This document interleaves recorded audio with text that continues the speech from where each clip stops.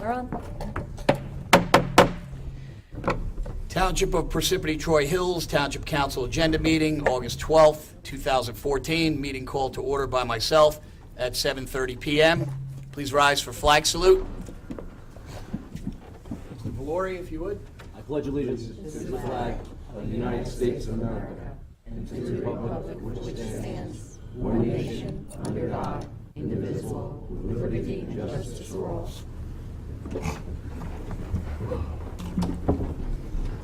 Roll call. Mr. Karifi. Here. Mr. DePiero. Here. Mr. Paluso. Present. Mr. Stanton. Here. Mr. Valori. Here. Others present, Mayor James R. Barbario, Ellen M. Sandman, Business Administrator, Paula Cazzarelli, Assistant Business Administrator, John Inglesino, Esquire, Township Attorney, Yancey Resermis, Township Clerk. The purpose of this meeting is to set the agenda for the regular Township Council meeting of August 19th, 2014. Formal action may or may not be taken. Statement of compliance. Adequate notice of this meeting has been provided in accordance with the requirements of the Open Public Meetings Law by filing the notice in the office of the Township Clerk and by posting the meeting notice on the bulletin board at the Municipal Building on December 18, 2013, where it has remained posted since that date. A legal notice appeared in both the Daily Record on December 20th, 2013, and the Star Ledger on December 23rd, 2013, and was forwarded by fax to other local newspapers and local radio stations on December 18, 2013. Note, council meetings are videotaped and aired on Cablevision Public Access Channel 21 at 11 a.m. on Sundays and are also available for viewing at www.parsippany.net. Okay, at this time, we'll have a presentation by Alpha Dog Professional Services. At the end of the presentation, we'll open it up to the public. You'll be given 3 minutes to ask any questions in reference to Alpha Dog. Okay?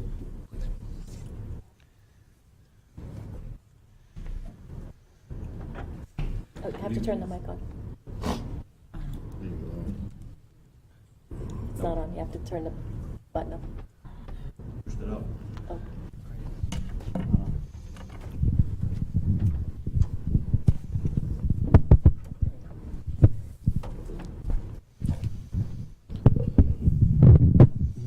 Good evening, Mr. Council President, members of the council, Mayor. As stated, my name is Michael Melham with Alpha Dog Solutions. I'm the president of the company that currently maintains the Parsippany.net website, and I was asked to come in today to discuss our current services that we've been offering for the past 4+ years, and hopefully answer any questions members of the council may have. By way of quick background, I've been in government for about 15 years. In late 1990, I was the first county webmaster in the country. I served as the Essex County webmaster for about 3 years. In 2000, I was elected to the Belleville Municipal Council, where I served for 4 years. When I left the Belleville Council in 2004, I took my then web design company and transitioned it more into a company that specialized in municipal government. I had seen a need when I was on the council to fulfill that, and saw that technology had been transitioning so quickly that we had wanted to come up with a very unique concept. And that concept is the service and the product that Parsippany currently has and has had for about 4+ years now. That concept was unique at the time and it still is very unique at the time. We do not, as a company, we don't come into a municipality and charge a large upfront fee to design a website. We don't charge setup fees or anything like that. It was my concept that technology was transitioning so quickly that if I'd come into a client and charge an upfront fee, within a year, year and a half, 2 years, technology would change so quickly that you would be forced to redo that. So we put a lot of time, effort, and energy into research and development to actually come up with what we consider a framework that we build all of our clients upon that. The great part about that is for our clients, for our municipalities, there's no upfront cost, there's no setup fees, there's no customization fees for the most part. We're able to actually give you the product day one and start maintaining that product for a predetermined monthly fee. Interestingly, our fee for Parsippany has been absolutely consistent for the last 4.5 years. Our fee has not gone up $1 or 1% in the last 4 years. That said, my trade, I belong to various trade associations. The most important is the National Association of Government Webmasters, NAGWA. I typically speak at their conferences annually. I'll be leaving in September for Minneapolis, where I'm closing out their conference and speaking about social media at that time. I also belong to NJGMIS. I presented there last month. I actually presented with one of your police officers who presented on social media. Finally, I belong to New Jersey GoPro, which is Government Web Professionals. Again, this is the industry that I'm in. My company does municipal websites. We currently represent 16, I believe it's 16 now, 16 municipalities. To date, we have a 100% renewal rate in the last 10 years. The concept, like I said, it was quite unique. We flipped it upside down. Rather than coming in to a municipality as a vendor, charging a large upfront number, and then having the client either maintain the sites themselves or find somebody to maintain it, we actually provide that site on our framework. We customize it to your look, your colors, your logo, your imagery, and then we actually just maintain it, which is, again, quite unique. Again, what's unique is the company is located in Belleville, which is northern New Jersey. We have everybody under one roof. So no matter what the need may be, I'll get into our ticketing system in a few minutes and how we actually process the content that comes in. Most of the content that we receive is what we consider basic content. Your agendas, your minutes, an event, a flyer, a change of a meeting, a public notice. That's handled by certain staffers within our office called content specialists. They interact very closely with members of your administration here. But if the need arises where there's an issue with the website or there's a custom graphic that's requested, we have a graphic designer on staff. If the need comes up where the website, I'm not going to get technical, but where some CSS code may have to be updated, we have a web designer for that. Lastly, and most importantly, we have a programmer on staff that can actually get into the back end and actually do any of the customizations that our clients may want. So it's nice that we actually keep everybody under one roof. As I mentioned, we put a lot of research and development into our product. Every couple years, and as a matter of fact, we're working on our next version now. Every couple years, we actually rebuild a whole framework and we push that off to our clients. So right now we're developing the next framework, and within a year, probably a little bit less than a year, we would actually push that upgrade to all of our clients. Again, no upfront fee, no setup charges. We push those upgrades directly to our client, which is the best way to do it. It's the equivalent to a lease. A lease is done, you turn it in, you start paying a lease again, and you go. Again, if another company had come in, there are big companies out there.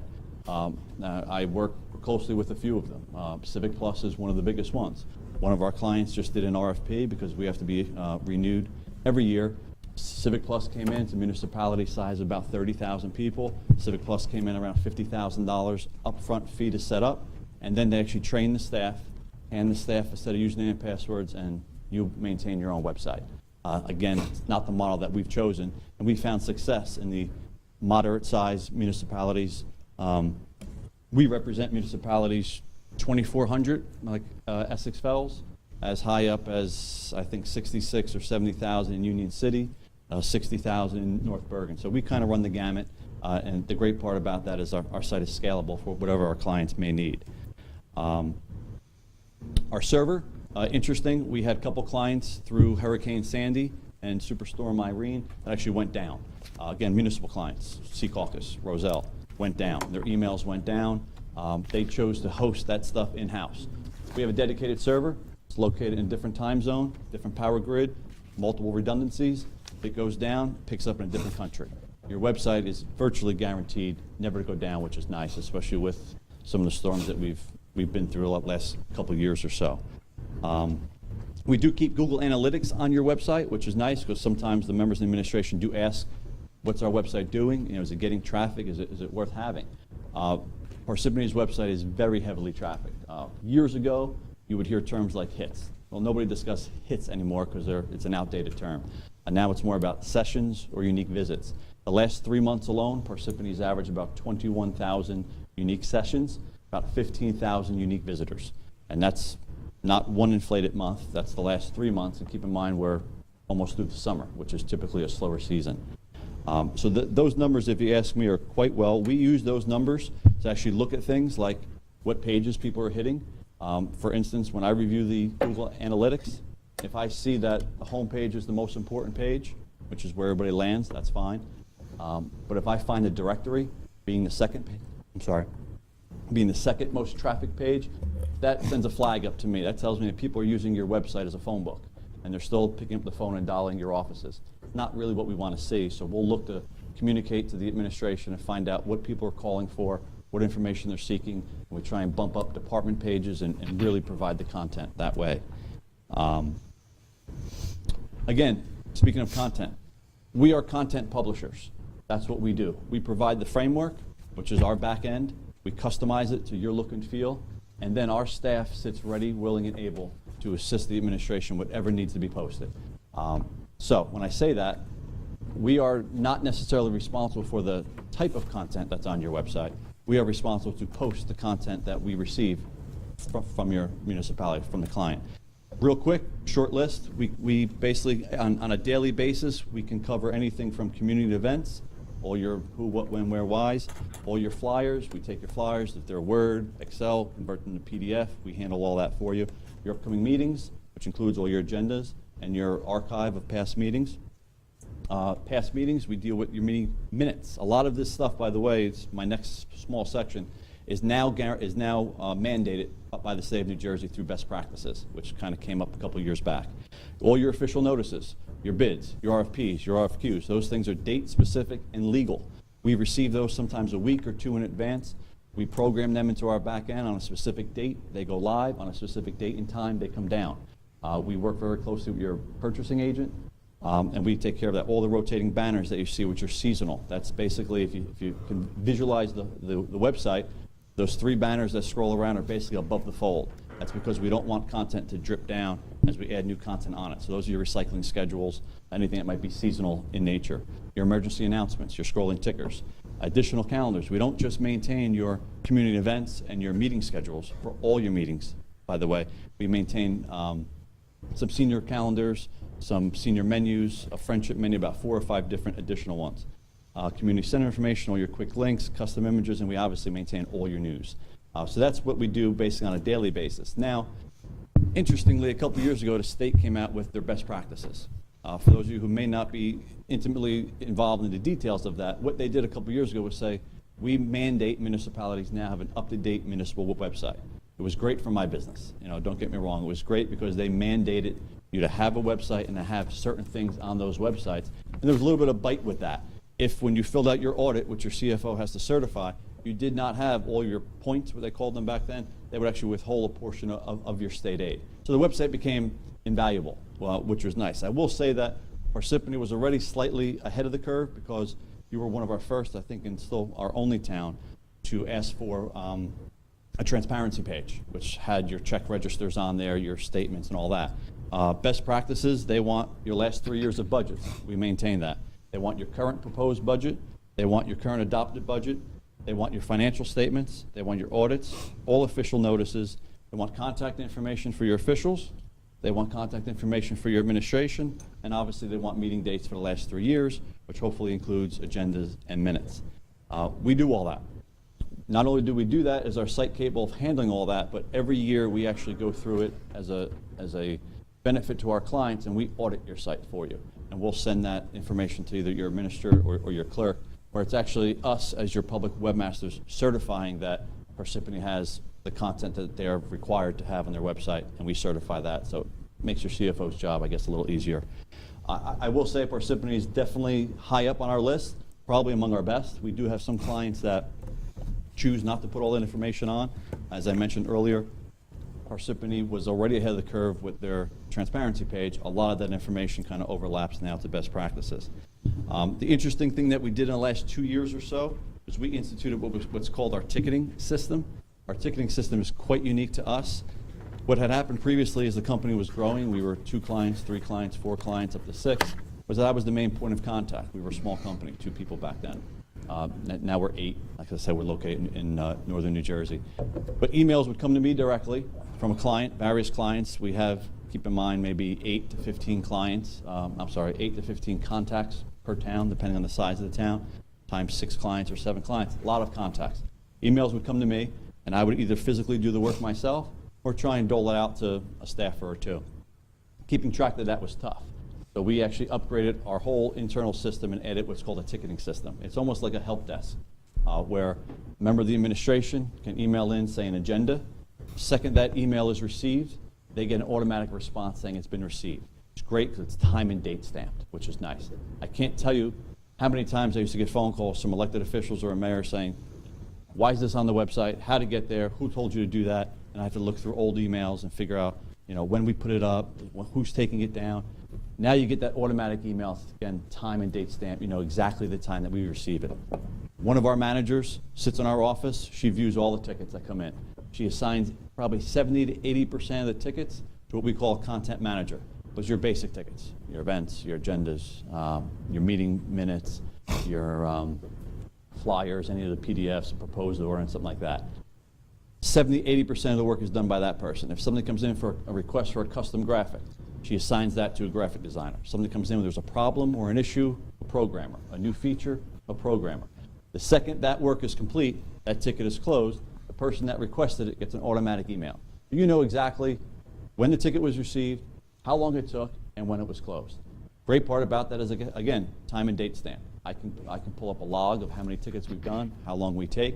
Matter of fact, I don't do many tickets anymore, but I get an email if one of our basic content requests the time is violated. I think we allow about 2 hours to handle a basic content request, an event, an agenda, something like that. If that ticket is not closed in 2 hours, I get an email, which is nice. It just provides good accountability for the client, and I think for us, which is always nice. I mentioned Google Analytics. Parsippany does really well. We have been asked at times to customize our framework for Parsippany, and we've done so. We've been asked probably in our 4+ year term. We've been asked numerous times for customizations. Again, if you remember what I said earlier, Parsippany's fee to Alpha Dog to maintain the day-to-day operation of the site has not changed in 4+ years, where well, actually in January will be 5. Hasn't changed, but yet we have done many things that were beyond our original scope. When we initially launched the site, there was no such thing as online council meetings. About 2 months after launching, it was, oh, by the way, you know, can you also put this on? Not a problem. We built a separate page, programmer involved, video gallery. We get mailed a DVD. As you all well know, your meetings can go a little long. It takes us 3 to 4 hours to compress that video for the web every time we get it, and it goes up. We publish that to our hosting company that actually maintains the video. Contact us. We've had some questions to customize that. Typically, that information goes to the clerk. It's disseminated. At times, we've been asked to send it different places. We've been asked to send it to each elected official separately. It's customization that we do, not a problem. We've yet to find a customization that we've been asked for. Basic stuff like our employment notices. When we put up a bid, an RFP, and RFQ, that's a red banner, dead center of your homepage. It says RFP or RFQ. Employment notice is the same thing. We were asked a while ago to keep that employment notice up all the time. So it's always there, so you can see at least the past ones that were there. Not a problem, but it meant changing our framework. Programmer logs in, he does that. You are not billed hourly for that. You have never received a bill for anything extra that we've done. There was one thing at launch that we were asked to do, which was a separate project, and that was a field notice, which is still being used. You can close your fields and open your fields and mark them. That was a special request, even made just before we launched, and we kind of worked that in. Other than that, every single thing that we've ever done, your prior administrator asked us to take the center column of the homepage and divide that by 3. By default, it ends up on your news. You have your public notice tab there, and you have an archive tab there, which was actually a good idea. And you'll see, if you see some of our newer sites, we incorporate that feature. But I don't ever mind when a client asks us for a customization. I have the in-house staff to do it. We do it, and sometimes it's actually a good idea, and it ends up being part of our future framework, which is nice. The archive is great because nothing is ever deleted off your website now. So if there's an article on the homepage, which we call news, promoting, say, an upcoming event, because our back end's got a SQL Server database, when that event ends or that date expires, comes off the homepage, goes to the archive page. So there's a log of everything that's on your website, which is good. I'm sure you've all seen the site and been on it, so there's really no point in doing a formal walk through the entire site. That's really the framework of everything that we offer. Again, we're able to customize. We have everybody in one house. We do track your analytics. We do present those analytics at times to the administration, anybody that asks for them. We are certainly open to any customizations. The site is very heavily trafficked. We've been up during emergencies and during natural disasters, especially if we have the time to plan and prepare for them. We're able to put tickers up and put news items up and different links to various maps and important information, really at the drop of a dime. Emergency service is always available. Administration has my direct contact to get me if they need me. But I will say, and we've done it 3 times, I think, in Parsippany alone, we do offer the after-hour support when there's an upcoming emergency. We have to maintain our clients. We represent 16 municipalities here in New Jersey, and in the middle of the night, if there's a superstorm coming in, well, we want to make sure that we staff up for that, and we do. Our normal hours of operation are 9 to 5, just like Town Hall, but if there is a pending disaster that we can plan for, we make sure that we staff up and that we can maintain your website after hours, which includes Saturdays and Sundays, and we've done that. We've absolutely done that. If there's an emergency that we cannot plan for, a water main break or something like that, that information needs to be posted, members of the administration have my direct contact. They can get a hold of us. So I'm proud of that. I'm proud of that service that we do, that we're able to provide that type of service. Again, I feel it works very well. It's a unique concept. I understand it. The alternative would be some of those other national companies that actually build you something up front, which there is an upfront fee, of course, for that. And then they actually train you and let members of your staff maintain portions of their webpage. And there's plenty of companies out there to do that, and it works for some. Your very large towns, it's easy because they have in-house staff that does that. We are basically an offshoot of your municipal offices, where we kind of feel like we provide the web services for the municipality. We have the on-site staff to do it. We have the background to do it. We've been working in government for 10 years. Like I said, at this point, we're at, I believe, 16 clients over 10 years with a 100% renewal rate. So our clients really like the dependency that they get from us. And at this point, really, I'm willing to open it up and see if you have any specific questions for me. So 2 questions off the bat. You talked about sessions and visits. What's the difference between the two? A hit is the old-fashioned way to do it. Right. Those you can't trust those. Okay. A unique visit is one IP address over 24 hours, one day. If Okay. you sat in your office and hit refresh, it's not going to count those repeat visits. That's a unique visit. Okay. A session is a specific person. So I actually have the stats here, rather than go off of memory. So that would just be so the 15,000. That would be 15,000 different Individual people with different IP addresses. And then the only other question that I have right now is you talked about like during the storms and stuff like that, you staff up and provide that extra service for that. Is that included in our contract? As not. What we do for emergency service that is planned, and this is something that, again, evolved. 10 years ago, we just had no coverage. We saw after Irene was the first one, that our clients had a need for it. So we did. We staffed up for 4 days, up till 12 o'clock at night, and there was a cost to me to do that, obviously. Right. We developed a plan now that, it's extremely affordable. For Parsippany to get, I think it was Superstorm Sandy, Parsippany got 4 days of overnight and Saturday and Sunday support for, I believe, $280. We basically take your $280 total? Yeah. We basically take your monthly fee, and it's a one-time 15% fee that's tacked on. So for $280, which is, you well know, DPW overtime, police overtime, and if you have a disaster like that, it costs Parsippany $280 for after-hour support up till midnight, including Saturdays and Sundays. And I think we did that for, it was Irene, which eventually went into Halloween, I believe, and it was a lot of after-hour support, and 15%. We've only charged that, I think, twice. And we were a steady contact.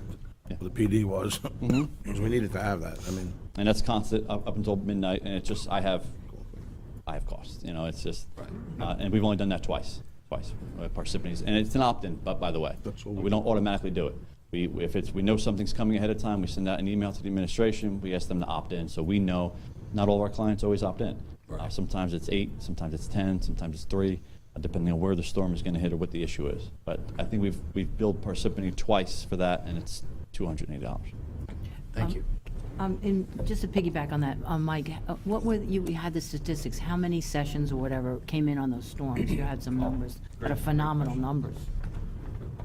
The $280. As I mentioned, and we just discussed it, Parsippany averages 21,000 sessions a month. 15,000 unique visitors. And I didn't take just 1 month. I have 3 months here, the past 3 months. So those numbers are absolutely steady and accurate, 21,000 and 15,000. Interestingly, if you pull up and I'm glad you reminded me, if you bring up the statistics for just that Superstorm Sandy, which was late 2012, and I have copies of these I could pass out. You can see that peak, those 2 peaks right here in the center. So your average traffic is low, or that's the average, and then you peak up. We averaged over those 20 plus days, 56,000 sessions with 30,000 unique users, so it's double, and that's only in about 20 days. Interestingly, that was the traffic that you received by desktop, as nowadays it's all about mobile, which is what I speak about a lot.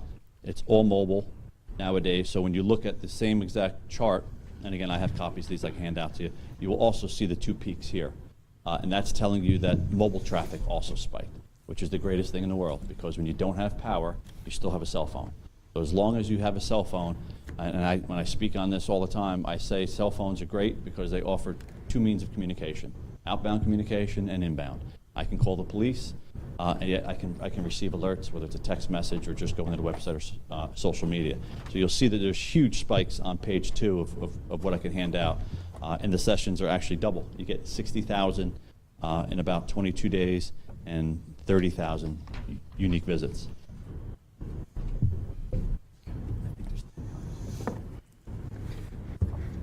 Question about the mobile usage. Can you tell me about the pages? Are all pages mobile friendly, if you want to say they can all open?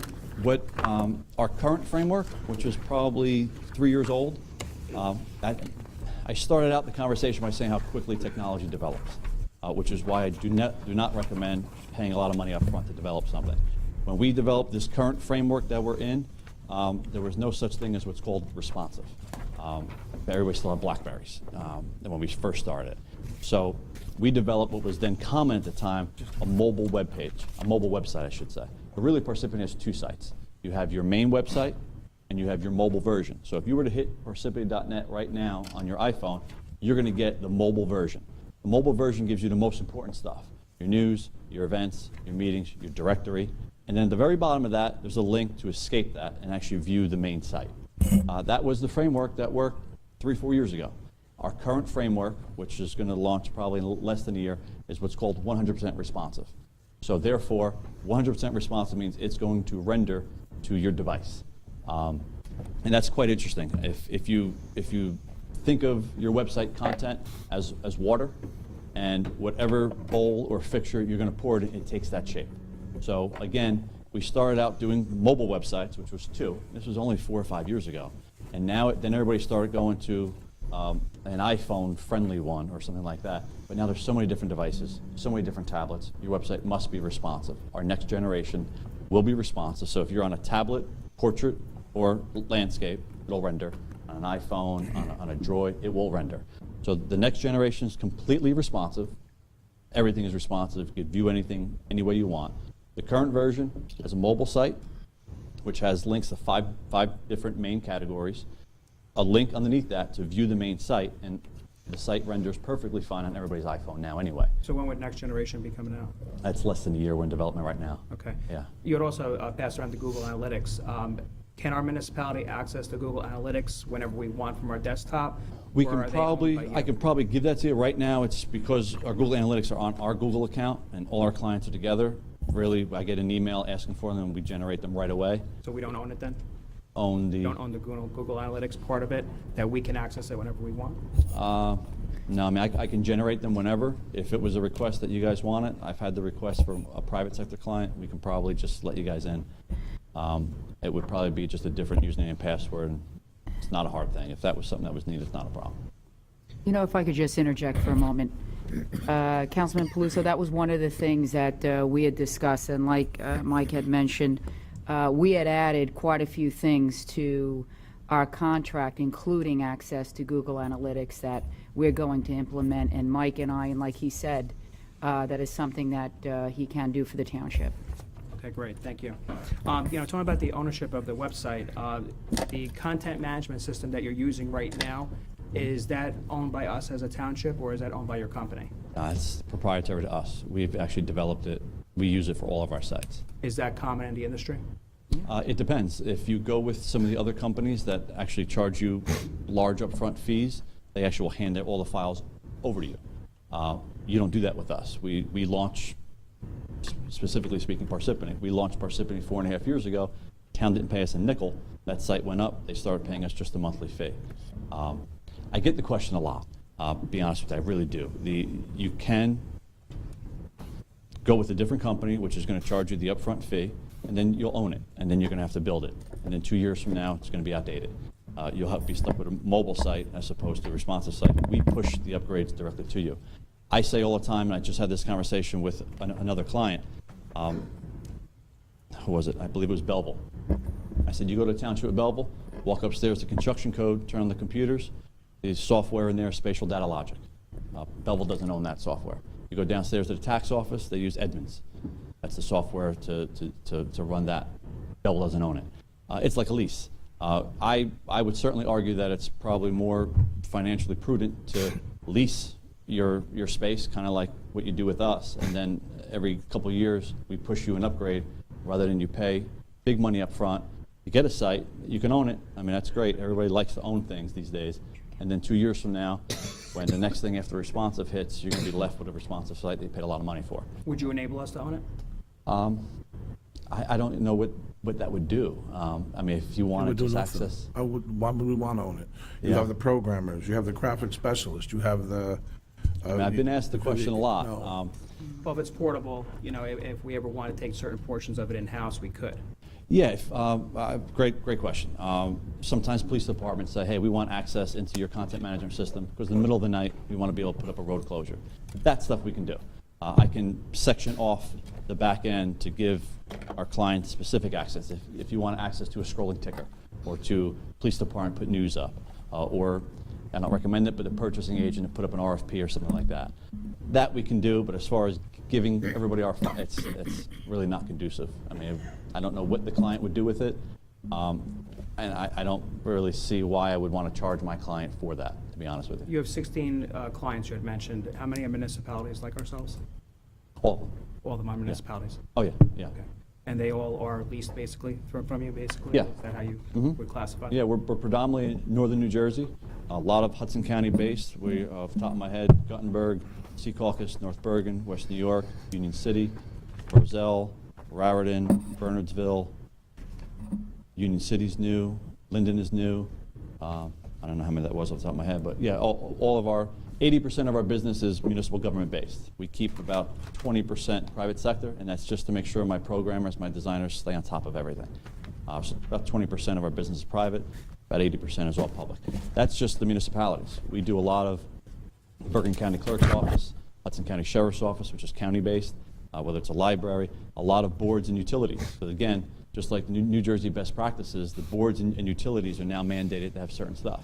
So we do North Bergen Municipal Utilities Authority, North Bergen Library. Those are not included. I'm saying 16 municipalities. Okay. Yeah. And they all operate the same exact way. Same exact way. And you had mentioned that you're not responsible for the content. The content comes from us, and you upload it into the site. Yes. And here's an example. We'll get a flyer emailed to us from, this is probably Recreation Department. So this flyer is emailed to us. We want to put this up. This is 4 different concerts. So this is just not cut and paste. This is going into your calendar and adding 4 different entries, 4 different concerts.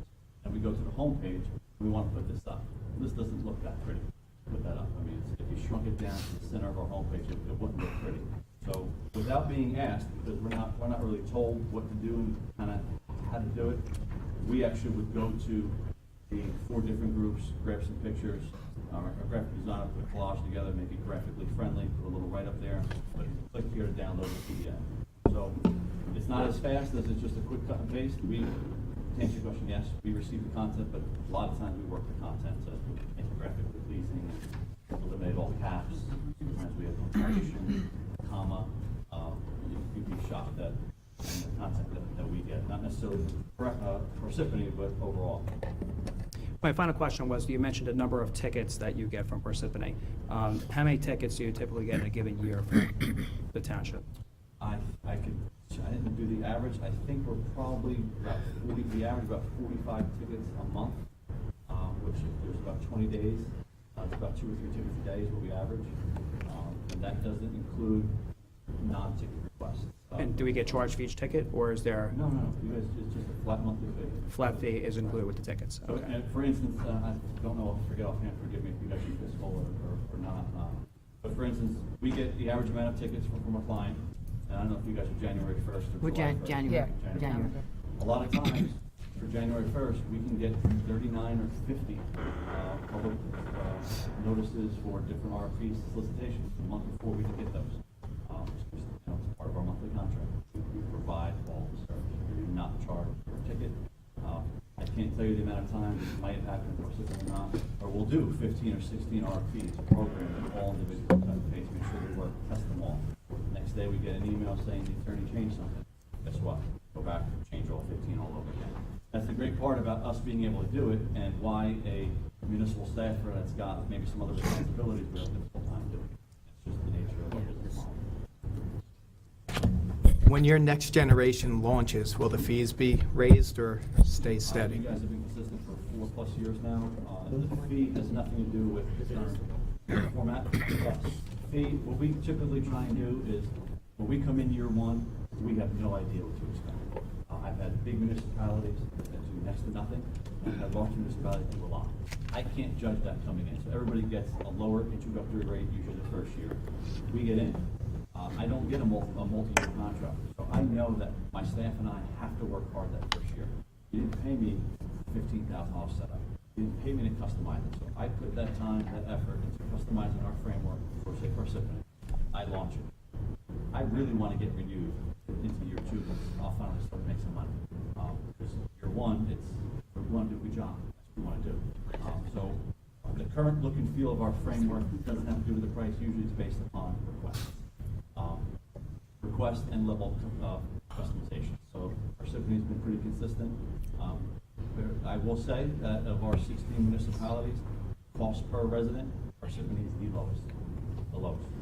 16 clients, take our fee, take the population, divide it, Parsippany is the lowest. And that fee's been pretty consistent. However you want. What is that fee per month, like? $1,895. No, I know the fee, but I mean per resident. 3.5 cents per resident.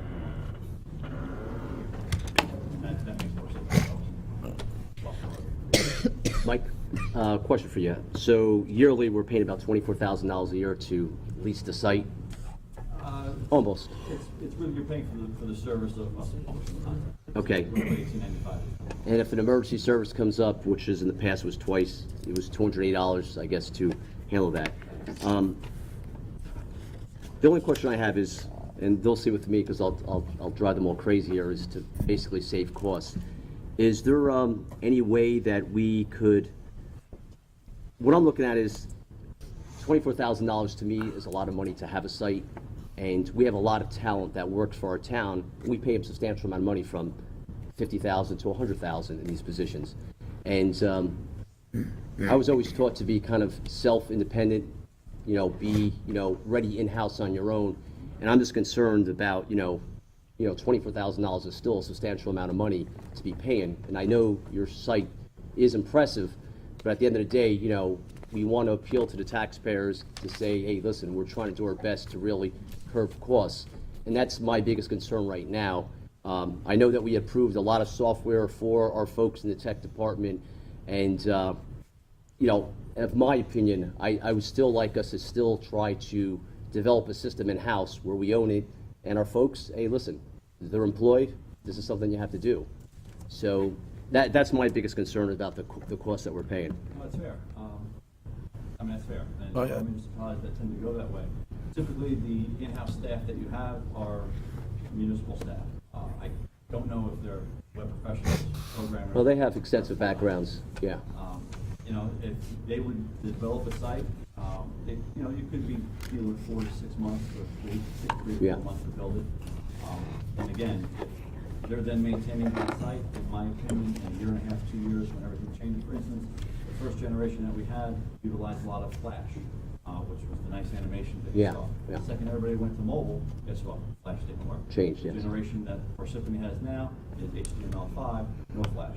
If you have the people that can do it, I would probably argue they could probably make a little more money in the private sector if they're that good. Yeah. But, you know, that would be something that, as an administration, that you guys can decide. You know, it'd be hard for me to come in for a sized municipality as Parsippany and really find out more. I mean, you'd probably be hard pressed to find another vendor whose price has been consistent for the last 5 years. You know, my costs have gone up substantially in 5 years. Okay. But, I mean, it's an option. You know, certainly I wouldn't say that it can't be done. It could be done. What bang you're gonna get for your buck, I don't know. I don't know what's gonna sacrifice if they're doing the website. I don't know what other part of their job they're not gonna be able to do. I don't know how good they are either, so it's hard for me to say. No, and I appreciate you being, you know, honest and upfront here, and that's just my biggest concern is just, you know, the cost, because, you know, we do have a very large budget, and, you know, we're really trying to save money all around. I find that when I talk to elected officials in my pitches, when I come and present before their client, and I present, I often tell elected officials, I'm a former elected official, I know what Yes. it's like to campaign, to do all that, that as elected officials or as candidates, we always like to put our face and our name and our bio and get it out there to everybody. Once my candidates tend to get elected, you have the ability and the obligation to communicate to your residents. And I'm not quite sure if we went outside and we stopped everyone in the street and said, look at your website. I'm not saying that how pretty it looks. Yeah. They can make a pretty website. Look at the content that's on there, the ability to watch the meetings, stream, the ability to be compliant in every act. Would they not want to pay 3.5 cents a month for that? They probably would, you know, so that's the way I look at it. Maybe I come from a different perspective because I'm on this side of the table. No, that's a way to look at it, yeah. But, you know, Yes. Residents, and I've been up there with all due respect, and I've had residents complain to me about different things. They tend not to complain too much when you're spending their money to communicate back. They can swallow that a little easier than they can use some equipment or, you know, a new whatever. When you're spending their money to communicate back to them and putting your check registers on, and your budgets on, and your audits on, and your video council meetings on, they can swallow that a little easier at 3.5 cents a month than, you know, a piece of equipment for the fire department. And what I would say back in return is until you have to work on the budget, and then when they see the salaries that the employees are getting, and then obviously, you know, we're approving a line item to pay for, you know, what you do. And, you know, I do, you know, like your website. Just, again, with me, I'm just concerned about, you know, what the cost is. And then again, I know you put a lot of time in to develop it, and especially for the first year. So, again, thank you for your time, though. I will add to this the fact that the costs have been offset. When we first had this product come in, when I met with Alpha Dog, I had 3 full-time, and I know I've said this before, secretaries. In order to have this website, because I felt it was very essential, and as you can see, during Hurricane Irene and Sandy, it was like very, very essential for the township. I reduced my staff to 2.5. I have a part-timer in order to have this site. 3 cents a month per resident is, I think we're getting a bang for our buck. All the things that they've done, Alpha Dog, the hits that we get, the compliments that we get about our website. Prior to that, it was inadequate. We did some of it in-house, and it just was inadequate for what the township our size needs it for. You know, and I respect your opinion, Councilman, I really do. No, I understand, yeah. But, you know, there's a whole other side to it where, you know, can we do it in-house? Well, we gotta look at pension costs. Do we have to hire somebody else? I mean, there's a lot of things that we'd have to look into. And I think that when I hear 3 cents and we get to work with it daily and we have constant contact with Alpha Dog, I think that $23,000 is like, you're really getting a bang for your buck, because if you went out and hired somebody, you'd have all those other costs. And the knowledge is there, like you said. If we need to have a programmer, he has a programmer on staff. We don't have a programmer on staff, and programmers can cost a lot of money. We don't have a graphic designer on staff. We don't have anybody like that on staff. So the fact is that for that salary, you're probably going to get, not salary, it's not a salary, because I'd have to charge your taxes, so. But for the bang we get, this product, for the township gets, I got to tell you, it's been done very well for us. And like we said, we update, and Mike has a new product coming out eventually that'll keep us on the path. So We're also scalable, so if next year, 2 years from now, Parsippany says we want to integrate online payments, we want us to integrate with your software vendors for online payments. Again, integrations are something we can do, pull it all together well. We also, one of our other features too is that because we maintain the community calendar, we tend to know your upcoming events. So if you're at some of your upcoming events, you may see a photographer that you think is part of the newspaper, but really one of our photographers. Could you speak into the mic, please? Speak into the mic, the people in the audience can't hear you. We actually send a photographer to some of your events and try and get to maybe one event every 2 months or so, take the pictures, next day they're on the website. So it's a nice sense of community. Just pull, you can take that out if you want. There There you go, hold yeah. it, It's off now. it's new. How is it?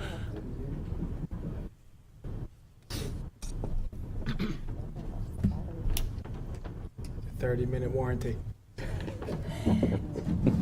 lasted 45 minutes. Mike, one final question I had was, I had brought this to Paula's attention during the budget process. We were talking about, I was clicking onto the video. You said you have a company that hosts the videos that once you compress them, they're put up online. When I was going into it, I've noticed there was an ad for a camera. And then I noticed there was pictures as well. One example is this right here. So how does that happen? And is this something that your company is attaining revenue from by selling ad space, or is this something that the host provider is doing? Can you explain that a little bit, because it's a little concerning? He's gonna need the mic. Hold on.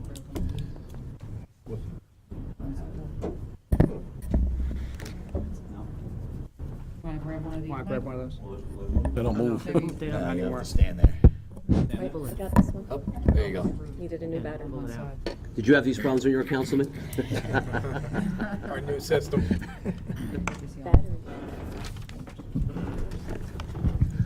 Just to back up real quick, the video council meetings is actually, Parsippany was our first client to ever do it. Again, keep in mind, 4.5 years ago, when we came in, it was not part of our package. Not something that we charged for, was not part of our monthly fee. And I mentioned the work that involved to actually process those. Parsippany came to us, said we want to put our council videos online. We built the gallery for it. We actually compressed the videos, as I said, we published them. Alpha Dog basically has a commercial account with a hosting company. It's basically the commercial version of YouTube. So you got YouTube, commercial version Vimeo. It's where broadcast people host their content. If Parsippany does not pay for that, we don't charge Parsippany anymore to host those videos. We have an account that we pay, I believe it's like maybe $299 a year, that any of our clients after Parsippany that wanted videos, we would host them there. I will tell you that if you go to, I thought I had a picture of it.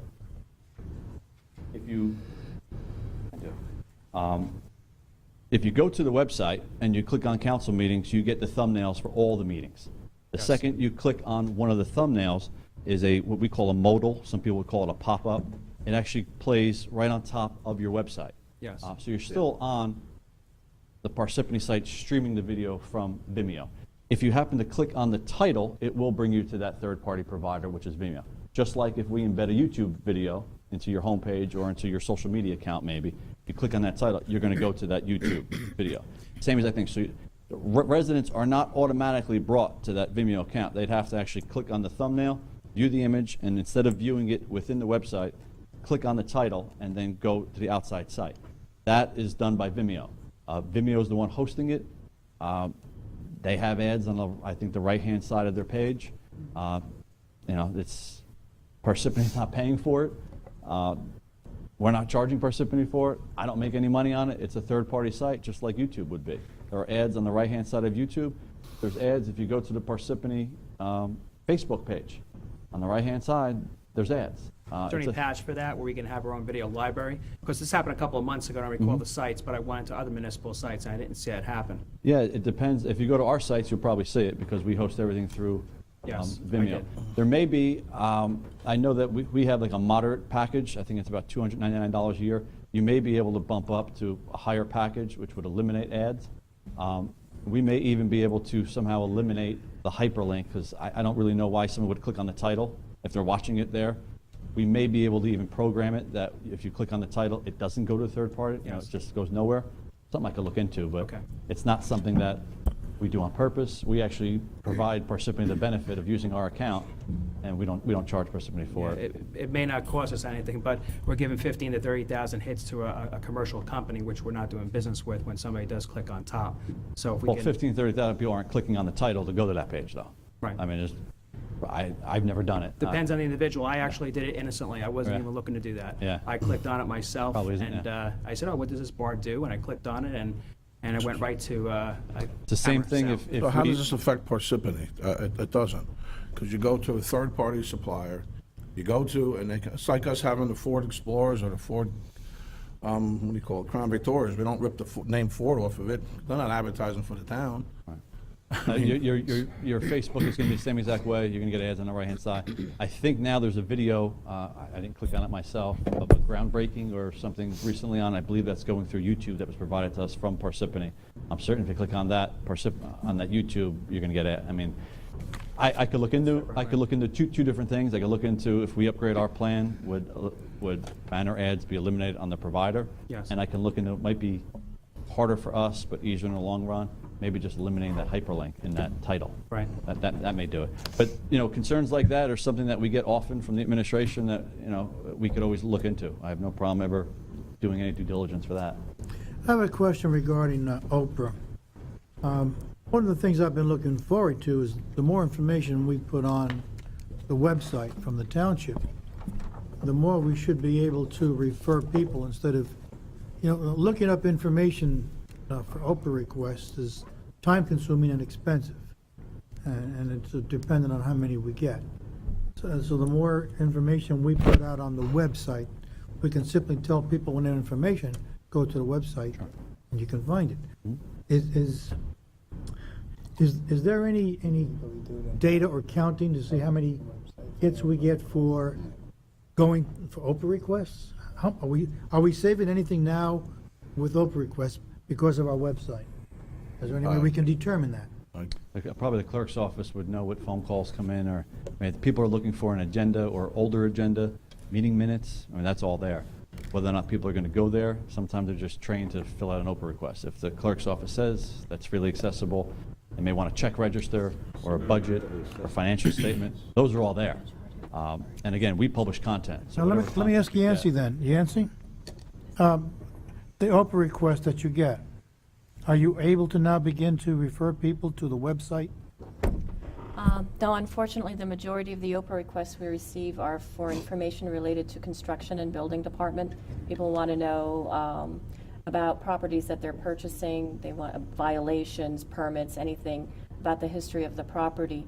The police department, they have their own subpage where people can go to get police reports. That's really things they would need Oprah requests for. Very few people ask for anything that's actually on the website because they know they can access it. Most people that look for government information know that it's there. But like I said, most of it is just construction related. But certainly readily accessible documents, to the extent they're not could be on the website, which would. Well, that would be, certainly provide benefit. that leads to my next question is there any format we can use, based on your experience, where we could begin to put some of this information on the website? The construction department would actually have to have a software program that would enable them to be able to have most of their information in electronic format. Right now, they don't. So they would have to have their own software program before it could be uploaded to a website. That's an entirely I different. think, and I'll speak, that could be one of our, Councilman Valori, that could be one of our first meetings for the Transparency Committee to see if we can get certain types of information on That'd be great, yes. a transparency page. I don't know how you would direct it, because I don't do what you do, but if you want an Oprah request, maybe you can get it to that page, certain things. But most of I guess most of the Oprah requests are stuff when it comes to construction and zoning. Okay.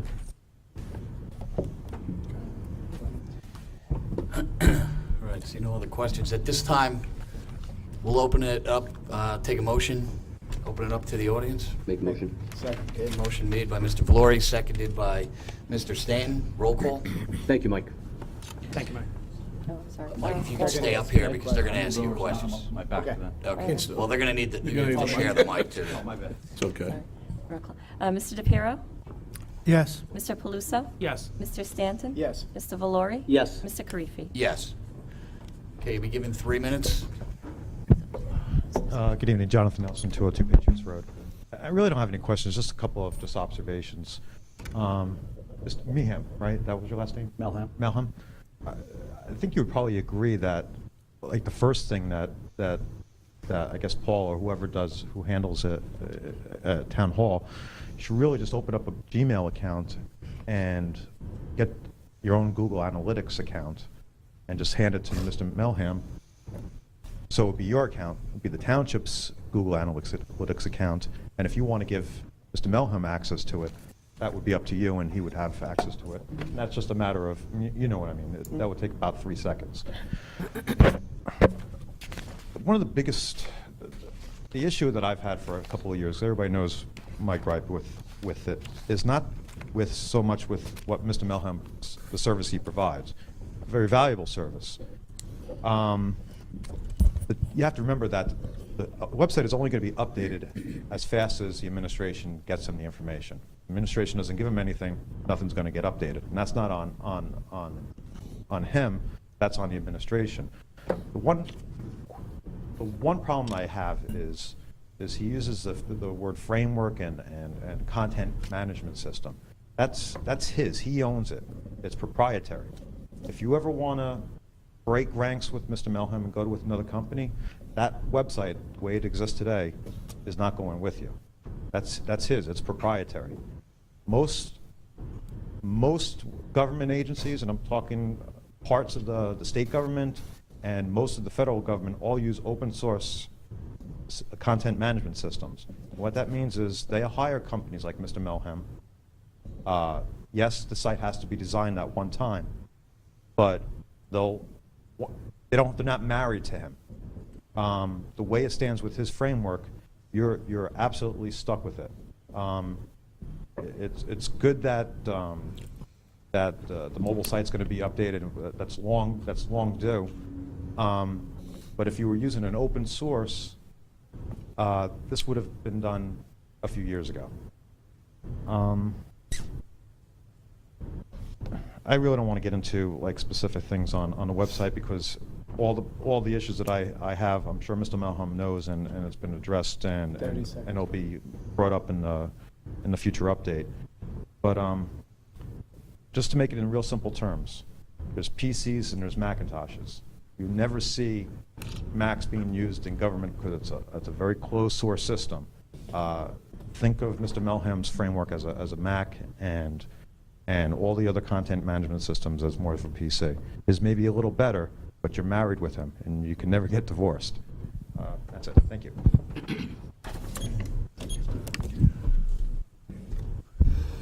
If the marriage works, you don't need to get the. Right, exactly. Pat Pataccio, 182 Wilkins Avenue. Again, I have a couple of comments. I don't really consider this a presentation. I really consider it just telling us what he has been doing, which is fine. It is enlightening, thank you. But I'm sure there are people out there that can do the same job.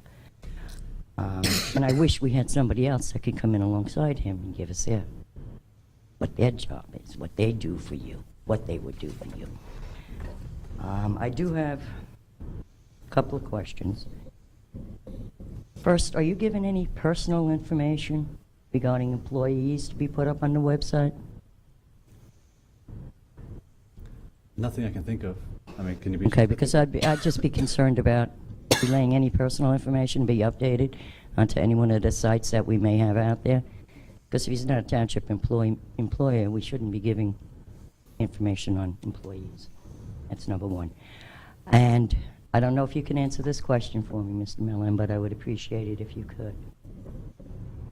Does anyone in Alpha Dog have any personal relationships with any council member, mayor, or attorneys working for this township? Are there any personal relationships whatsoever? No, not at all. Thank you.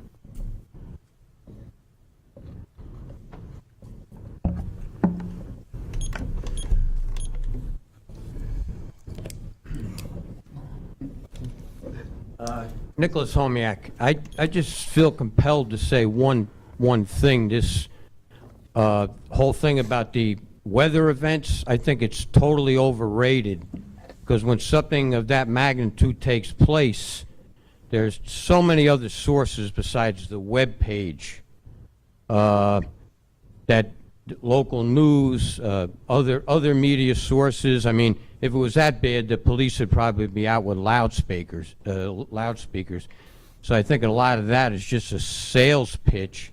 I don't know how much extra things like that cost when the town has to use the website to communicate with people, if there is any communication at all with how many people. So that's the only thing I could think to say. That seemed like a little overrated, more like a sales pitch than a public service. I can answer that question, Nick. I absolutely disagree with you on that fact, and this is why. There was no communication because you had no television. You had no power. You had no way to communicate. Radios were down because you had no power. But there was one way we communicated, through social media. We communicated through Alpha Dog. We definitely did. I mean, I know I lost power for 11 days. I couldn't get the TV. We had charging stations, so people can charge their phones, so they can use their laptops, so they can use their iPads or whatever, tablets to communicate. And we communicated through the social media, through getting messages out during the storms. So it did come in handy. Well, there's a difference between the municipal keeping contact with their points, and there's a difference between citizens simply knowing or using the website to find out about a... And citizens did go to our website during the storms. And not only that, we put messages up prior to storms saying to stay in contact, and they did stay in contact with the town. I mean, it's pretty evident in the amount of hits that were during those storms. Not just that, I know for a fact, I was out there during the storms. I was out there during Irene. I know there was messages that were put up, and I know residents showed me the messages on the phone and said, thank you for this, thank you, Mayor, thank you for keeping us updated. Listen, it's not a perfect world, and not everybody's going to go to the internet because it's still new to some people. But it was a source for us to contact residents. Well, my whole And for residents to come to the contention site. was how much extra does that, if it's a built-in public service for a municipality, then a storm event should be an expected part of the contract. Shouldn't be anything extra. Well, I'll say this, That was- $280 to stay in touch with the residents during 2 storms is not a bad price. And you know, I know it's easy to come up on your side to say that, but I was out there in those storms, and I saw the residents, how they were contacting. They were fixed to this. Why? Because they called up, actually, they couldn't even call here. But when I saw them, they wanted to have charging stations. They called me. Right. They wanted to have charging stations. Township had no phone service. I hooked up my old touch-tone telephone to my landline. So people were calling on my 973-263-3333 and asking me what's going on in town. My wife must have received about 300 calls that day. And in fact, one call that I picked up, the woman said she voted for me and she wants her power restored immediately. Well, I hope she's still voting for you. All right, time's up. Okay, Well, thank you. but I would say the Rockaway River was my media source. And exactly, because the Rockaway River, that's a good point. And the people that were in contact with the people that lived by the Rockaway River, the people that were flooded out, they were the main source of contact.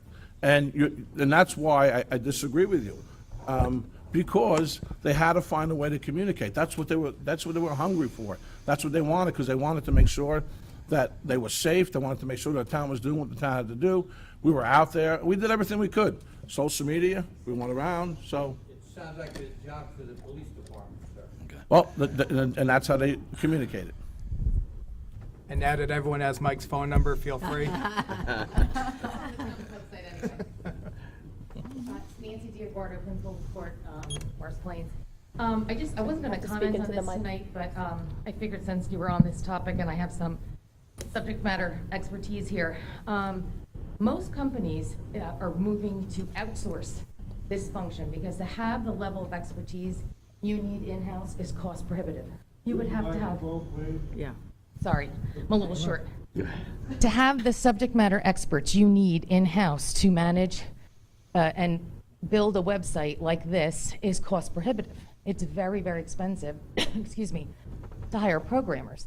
Not only that, but most companies realize that your websites need to be device agnostic, so it doesn't matter how you're accessing the website, whether it's an Android, PC, a laptop, an iPhone, which is why companies kind of have that rationale that in order to have all of these SMEs create a site that's good for everybody, you're better off paying or outsourcing this function to a company that can keep up with the times, as opposed to you saying, oh gosh, we don't have this type of a programmer and Flash is now out of date. Now we need to have somebody who has different expertise. So it's just informational, but I think it might be worth your while to study what some other, Fortune 500 companies are doing. I mean, I work for a $5 billion public company. I'm the director of operations, and we've studied this up and down. It does not make sense to have this type of talent on staff when you would rather spend that money on hiring a police officer, other experts. I mean, I'm all for supporting the police department, so I'd rather see, all of that extra money spent on hiring, police officers to help keep the town safe as opposed to having people who are great at doing a website. So that's just my 2 cents. Thank you. Thank you. Okay, see no one else come forward at this time. Entertain a motion to close the public portion. Make a motion? Second. Motion made by Mr. Valori, seconded by Mr. Stanton. Roll call. Mr. DePiero? Yes. Mr. Paluso? Yes. Mr. Stanton? Yes. Mr. Valori? Yes. Mr. Karifi? Yes. Thanks, Mike. Thank you, Mike. Thank you, sir. Thank you, sir. Thank you. very much. Okay, ordinances, second readings, and public hearings. Any questions or concerns on any of those? For the ordinance that had the 3 votes versus the 4 votes, everybody know that.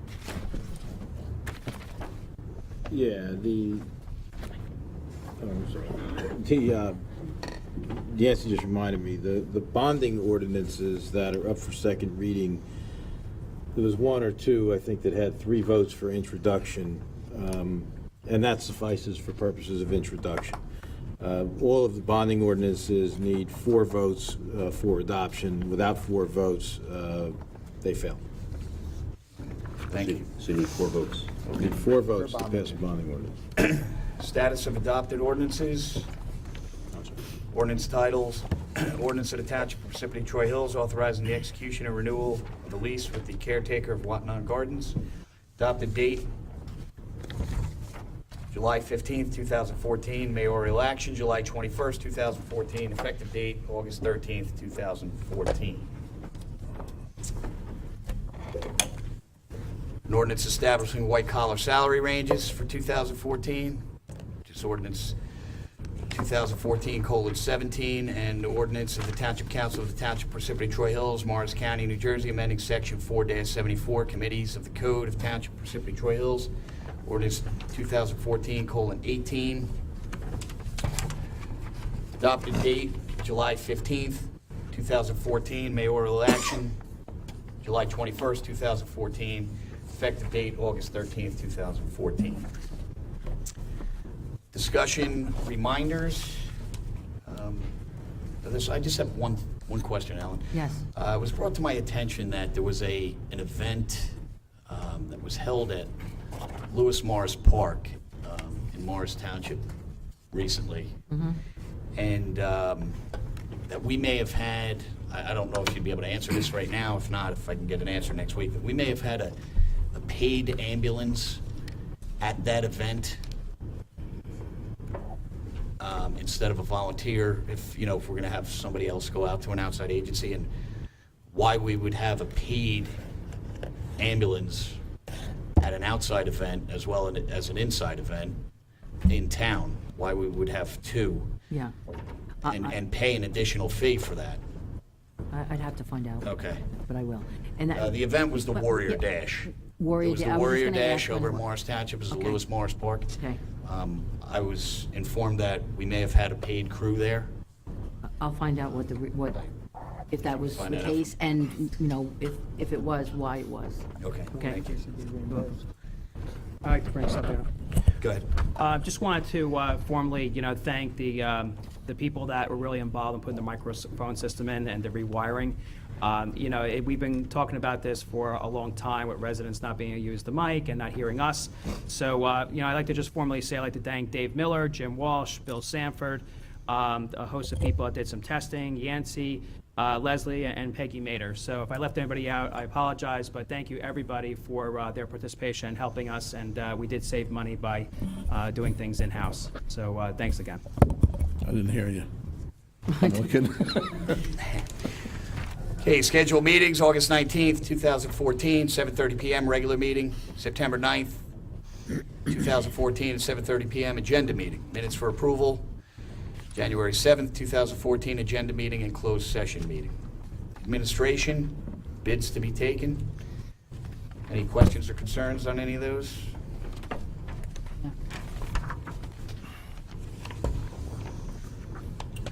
Okay, quotations, proposals, qualifications, received none. Requested on August 6, 2014, 11 a.m. is sealed qualification statements for health insurance broker of record services. Those went out, and they came back, and I'm reviewing them now. Okay, thank you. Council believe- President, I I believe got to it- stand in my back. I'm just going to go over there. I believe we received four of them. Okay, thank you. Ordinances? Questions or concerns on any of the ordinances? I have a question on the ordinance. Mrs. Sandman, the sale of leasehold rights in Block 420, the first one, can you expand upon that a little bit? Is that for the CBS signage that's going in? That's the billboards, that's in That is the connection with the billboards? billboard settlement. Yes, that's what that yeah. is, yes, that is. And we're selling our leasehold rights, or we are leasing the property to them in order to put the sign? We're authorizing the sale of leasehold rights, so we're leasing property in the municipal right-of-way.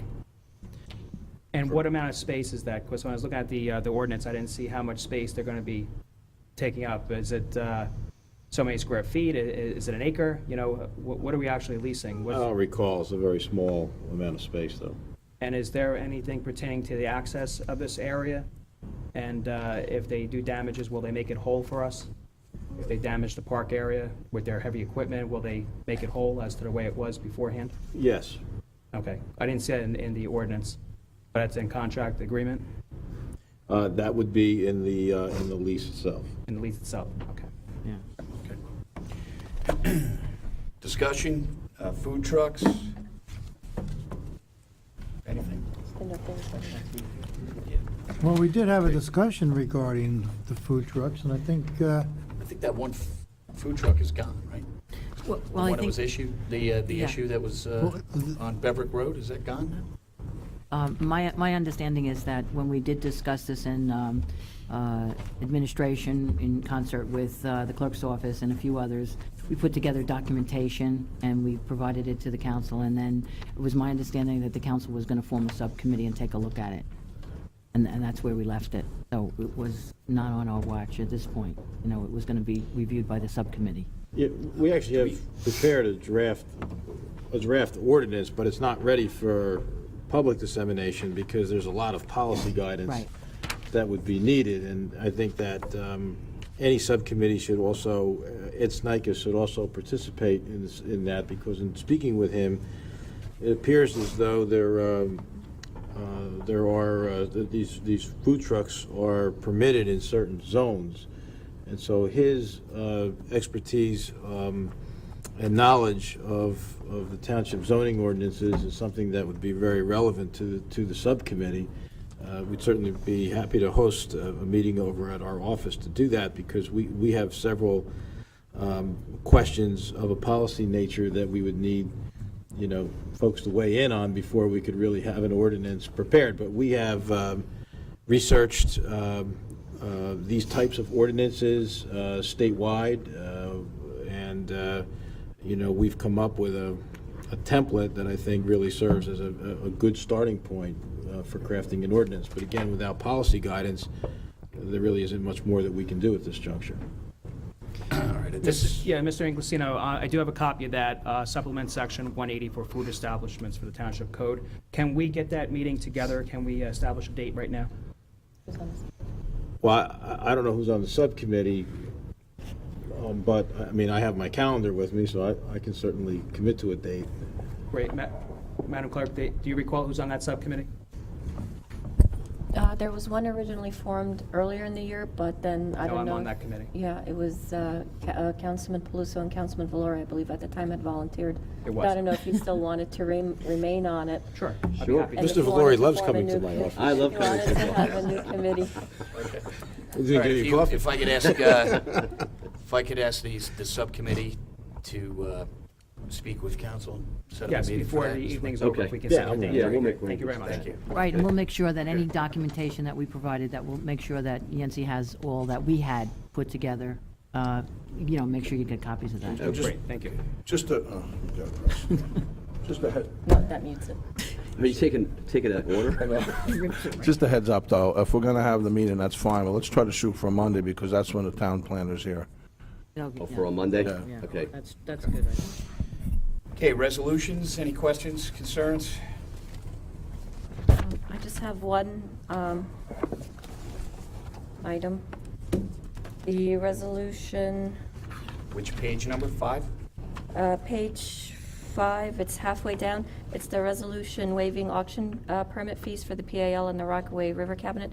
I just wanted to point out that we're still in the two organizations are in the process of completing their applications, and I'm hoping to have their applications and letters to the council by this week. If not, this resolution may be removed from next week's agenda. Just wanted to let you know ahead of time. Okay. Thank you.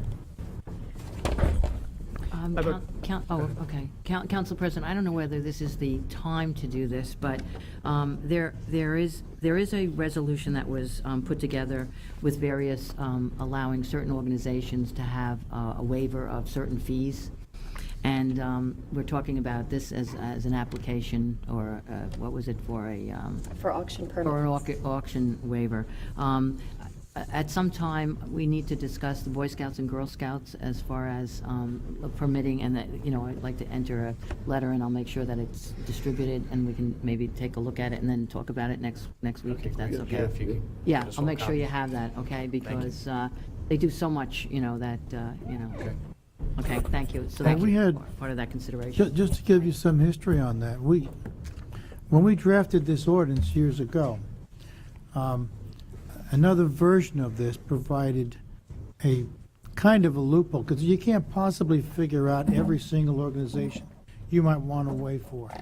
What if there's a Boy Scout troop, a Girl Scout troop, or a Interact, or the Key Club from the high schools having a fundraiser for some family who was flooded, or some home that was burned, and they want to have a fundraiser, a volleyball tournament or something, and you can't anticipate every possible reason for wanting to waive a fee to the township. So, rather than, the original version I wanted to support on this ordinance provided a sort of a loophole where the administration, the head of Recreation Department, would have a set of guidelines, and he could have a separate list of organizations like this. If it's a high school club, or a junior high school or elementary school that's trying to raise money for a needy cause, and they're a nonprofit, we could waive the fee for these events. It's not defined in this ordinance because we didn't leave a loophole to allow that to happen. But I would strongly recommend that we modify this ordinance to allow something like this. And then set up administrative guidelines where Parks and Forestry or a Recreation Department doesn't have carte blanche. They have a set of guidelines, that they could follow. That's reasonable. So it doesn't go crazy. I'd like to add to that. We should be concerned about Parsippany nonprofits as a Yes, priority, yes. that are taxpayers. Yes. Versus outside nonprofits that may Correct. want to come in and hold events and take funds outside of our economic development. Well, that's included in the ordinance. Yeah, Good. yeah. it But is. what's not included is the nonprofits, the kids' organizations, and the churches that might want to do something special for one specific event. There's over 100 nonprofits in Parsippany. It's impossible to list them all. New ones may be formed as well. That's why I wanted the loophole and let the administration make that judgment. And you would need, to be totally upfront and honest, you would need the tax assessor in on that as well. Because when you're talking about nonprofits, what specific types of nonprofits? Councilman Palusa makes a good point. There's thousands of nonprofits are gonna try to take advantage where, Well, I know what you're saying though. Boy Scouts of America and Girl Scouts of America. So, yeah, in fact, the one that brought this issue up now is a Boy Scout troop, 215 at Rockaway Meadow. It's a Cub Scout troop, really, that wanted to use the fields. Right, and as I said, I will provide that document also for you to consider. And I think when Councilman DePiero is talking about it, administration, I think it should, come out of the administrator's office in concert with the department heads too. But prior to that, set some kind of criteria that help us, in the guidance of where it makes sense. And a lot of the fees are very de minimis. It's not a passing of a use of a field or something like that when the cause is so great. Yeah. And they're giving back to the community, like all the Eagle Scouts that the folks work on, and a tremendous amount of, monies and funding and projects are built by these Boy Scouts and Girl Scouts. And they do a great service to our community, so we should work with them in those kinds of things. Now, the problem with this is, one Cub Scout troop right now has a request. They've been trying to get permission to do something and have the fee waived. By the time we do an ordinance to do the loophole, do the administrative guidelines, and implement this, we're going to be well into winter, way past where this Cub Scout troop needs some How much help. is this fee that they're looking to get? I don't know. it's only the fee? Whatever they're looking for the $50. waive. $50? Do we have the authority to waive that now, just in anticipation of us moving forward? Why don't, Mike, I get the information to the council on this particular project, get all the details, and they'll have it for before the meeting of the 19th, and then you can make a decision on that and say, this is the beginning of us setting up a criteria for it. That'd be fair. And I understand what you're trying to say. Is that good, Mike? That's fine. Okay. This is the middle of August, so, clock is ticking. Okay. Township office reports, Mr. Stan? One moment, we didn't finish the section, I have an additional question. On page 5, with the TW Telecom of New Jersey, I didn't see any maps. We're authorizing the right-of-way. Where is that located? TW Telecom of New Jersey, where they want to put some lines in, and are those lines above the ground, below the ground? Yeah, I don't have the, I don't know whether. All the requests we've seen thus far from these companies, and we've seen at least 6 or 7 of them, have been to put them on existing telephone poles. Pretty much. None of them have been underground to this point in time. So I'd just like some additional information on Okay, this. we'll have that. Thank you. Appreciate it. Mr. Stan? Status of road resurfacing, put in stone area. The developer installed the water main, sanitary sewer line, porch and put stone road. Township accepted ownership of the sanitary main at their November 12th, 2013. I'm sorry, that's a fiber optic upgrade, is what It's they're a doing. fiber optic? Yes. Is that an that's- upgrade or installation? No, Indicates it's an installation. upgrade. It's a It's an fiber upgrade. optic upgrade of existing, On a telephone pole. yeah. Yeah. If we can find out where that location is, that'd be great. Township accepted ownership of the sanitary main at the November 12th, 2013 council meeting. Installation of sanitary laterals have been completed. Paving of the road should take place this month. No council action required. Manor Lake Dam. Manor Lake's the only township-owned lake. Dam's in need of replacement. Our consultant has been working with the DEP to obtain permits for replacement, dredging, sediment from the lake. Revised hydraulic and hydraulic analysis. H&H study was sent to DEP last week. In response to DEP's latest comments, H&H study has been approved. consultants working on the plans, and permit documents. No council action required. Major soil permit, Edwards Holden, LLC, Block 766, Lot 16. Planning board approved the major soil movement permit to conjunction with the project. The reference property, planning board, this office recommend township council approval of the permit for resolution.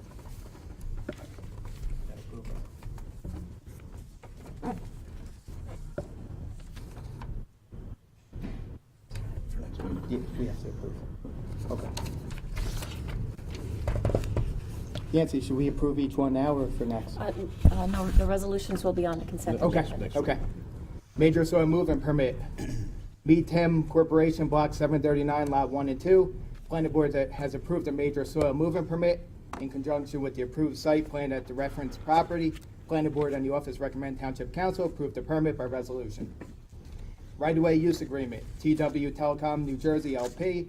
TW Telecom New Jersey LP seeking to install cable within the right-of-ways, Township Parsippany for the purpose of operating or maintaining telecommunications system. Right-of-way use agreements necessary to allow TW Telecom of New Jersey LP use of public right-of-ways for this purpose.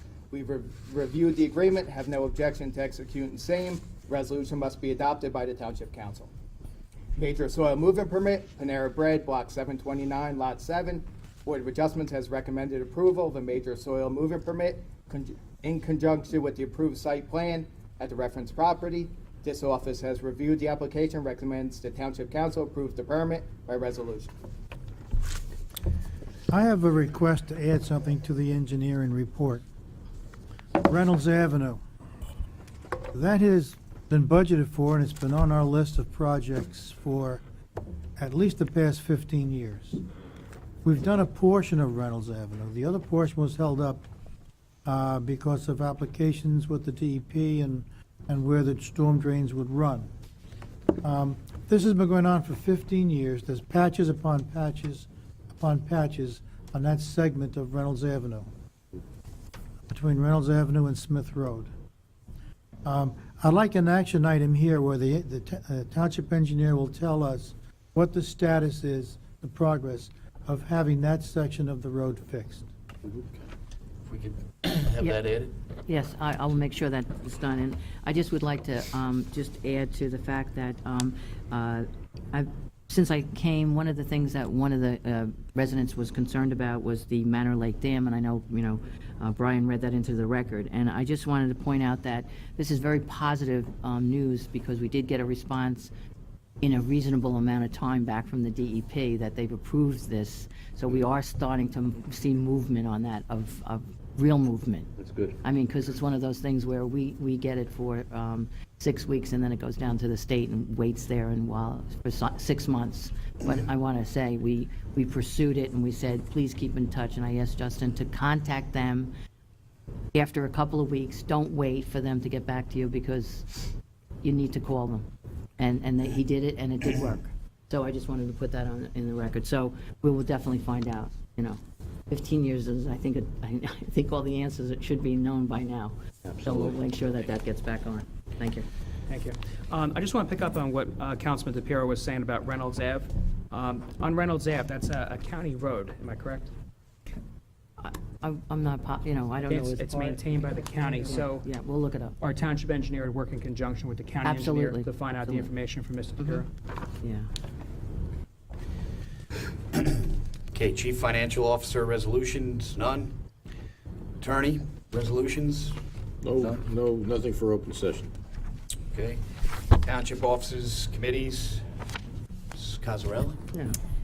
Yeah, I just wanted to point out, and I don't see Roy here tonight, but as you know, one of the concerns that Roy has brought to the attention of the council and the administration was the concern for the collection of hotel tax and getting that notification out. He also discussed boarding homes, but I just want to focus on the notice that was posted with regard to property owner responsibilities, and that's to register your home, which I'm going to put the online form to register your rental property online. It was also posted on Facebook, which as of right before this council meeting, it reached how many people? 1,844 people. It's important to note that when you own a rental property, it's important that the housing go there and inspect it. It's really for the protector of the renter to make sure that things are working the way they are, and should they spot anything that is out of their realm that is relative to a subcode violation, whether it be electrical, plumbing, they can then bring that to the attention of the right department. One of the other issues is the hotel tax. That's something that the township, any rental unit, 90 days or a consecutive 90 days or less the township is to impose a hotel tax. We've gotten 16 likes, and one woman, I don't recall her name, said it's about time, Parsippany. So thank you. You want to talk about this stuff? Thank you. Put it in the envelope. Cost active. Oh, one of the things Ellen just reminded me, it was tossed about, should this go in the tax mailing, should it not? And it was determined that for a savings of $900, it was best to just use our social media, which doesn't cost us anything. It would have cost us $900 to actually put that letter in our tax bills, folding and inserting. And what we felt was it would be better than sending it out to people that had no idea why we're sending this out, and we'd be getting so many more calls saying, why is this stuffed into my envelope? Mary, do we have a rental? So instead of dealing it that way, we felt this was better. And again, 1,800 people read it, reviewed it, and are aware of it, and it will only get more. So it was the better vehicle in which to communicate that, and also a savings, and no confusion to people that were saying, why is this stuffed in my envelope? So Thank it was a win-win. And that doesn't include who probably had a unique visit to our website. Yes. Paula, that's a good point you bring up. One of the questions I had was in regards to the rental inspections, the fee structure for that. Are we charging a set fee for the inspection of those homes as we would an apartment complex? And the notification process, is it the same length of time we provide them when we inspect those premises? I'm going to have to get back to you. I don't know the exact parameters of how that actually is enacted in terms of that. We don't charge for an inspection. I don't, off the top of my head, that's something that's required. If you fail to register, now you're looking at some fines. Could we implement a fee for the home inspection itself? We can certainly talk about that, absolutely. Could be a revenue generator for us as well. Sure. Thank you. Okay. Okay, communications, correspondence.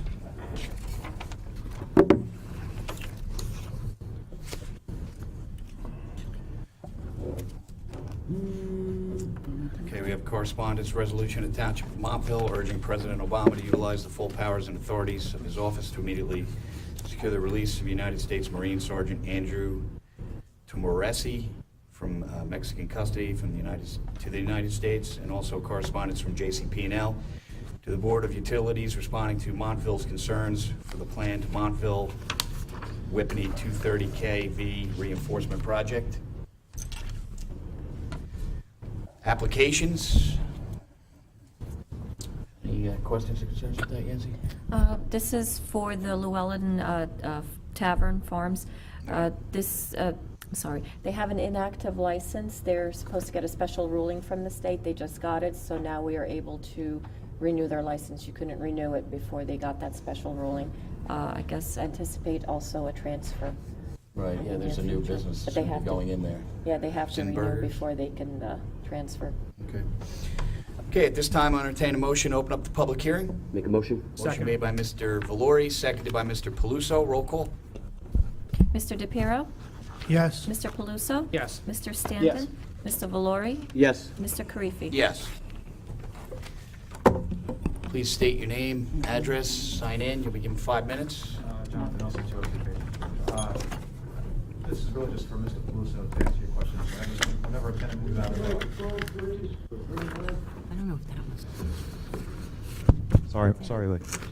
Whenever a tenant moves out and another tenant moves in, there's a reinspection and there is a fee. I think it's $35 or $35 or maybe $50. There's also a fire inspection fee as well. Yeah. Yes. Yeah, there's a fee for both. Okay. Thank you. Thank you. Thank you.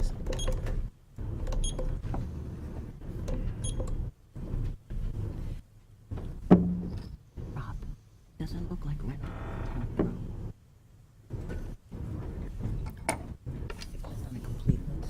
Keith Hawkins, 81 Wingate Road in Parsippany.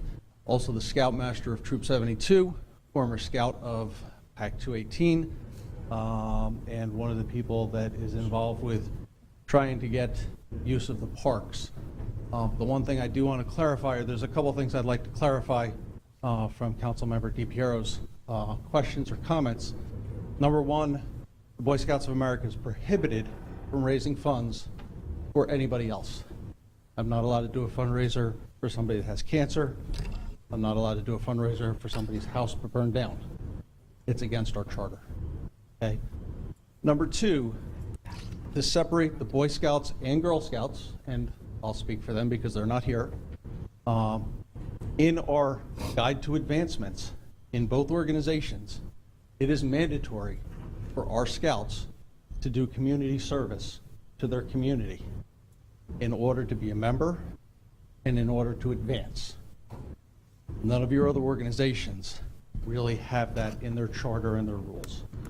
So what you're getting from us for the simple request to use the parks for a $50 night here or a meeting to have it outdoors because we are an outdoor program, you're getting back in thousands of hours of community service. I currently have 4 Life Scouts looking at Eagle projects. One is currently underway at Jannerone Park. One is being considered by National for another park in Parsippany. The third guy that has his project underway is doing a service project for Parsippany High School. Okay? I have 4 Star Scouts, which is 1 level below, that are 1 month away from becoming Life Scouts and looking for Eagle projects. So in the next year and a half, I will have 9 to 10 guys doing Eagle projects with an average of 300 to 500 hours of community service for each Eagle project for the community of Parsippany. Thank you. Thank you. Thank you. And thank you very much for filling out all the details of what the letter did contain. And I certainly salute you because I've been involved with many Eagle Scouts and they serve the community well, whether it's in Denville or Mendham and now in Parsippany. I thank you. And it's a great experience for the young people.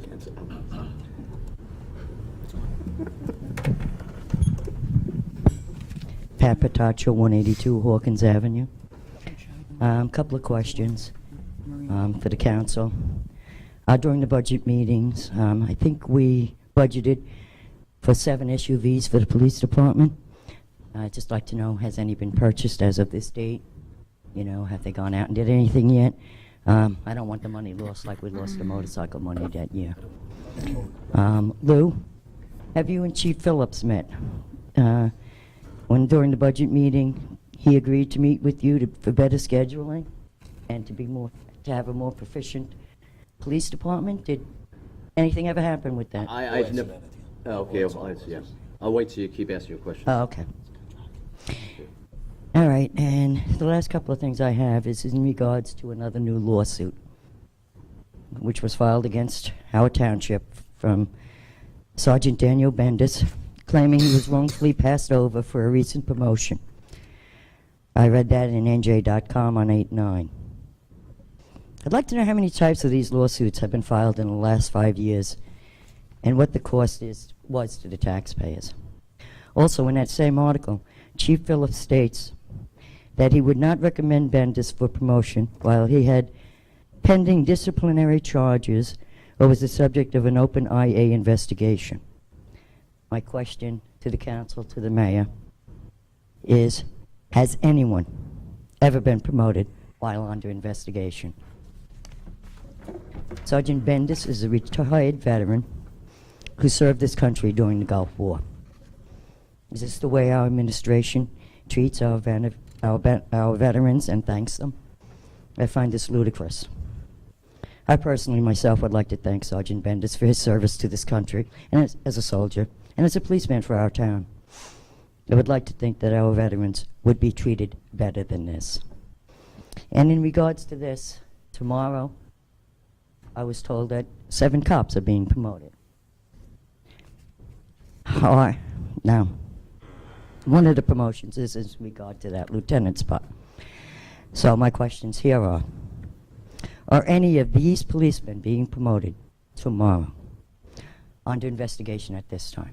Are there any investigations on them? And what I ask the council is to hold off on this promotion. If you can. I don't know if you have that authority, but to hold off on this. I think it's time that the council should look into these charges. And if they are true, you know, we have to look into this stuff. We cannot just keep getting these damn lawsuits thrown at us. If things are being improperly done, let's correct it before the lawsuits hit our table. Even if the lawsuits hit our table, let's stop them before they go any further. You have an obligation to protect the taxpayers of Parsippany. Okay? It's just, to me, what I've seen in the last few years has been nothing but going backwards, not going forwards. We just constantly make mistakes. Put people where we want them, and let the ramifications fall on the taxpayers. I'm tired. I really am. I think we need to do more with our police department regarding all these lawsuits. And there have been quite a few. If we are doing something wrong, let's correct the problem now, before the taxpayers get another large payout. I would also like to ask if we have any more cops retiring in the near future, if we can get their names and the amount of payouts that we'll be hitting the taxpayers for. Okay, thank you. I have another thing, but I'll save it for next week. Just Lengthy. in the order of, I believe it was, in the budget, it was 4 SUVs, it was 7 police officers. Yeah, that might be it, yeah, okay. But I don't know if any of, No, none have been purchased because the ordinance is on for second reading 20 days after that. Second reading on the 19th. It's included in the capital budget, the multiple capital budget. Okay. And 20 days after that, it's a law, and then you're more comfortable. Okay. And I can assure you, Pat, they will not be.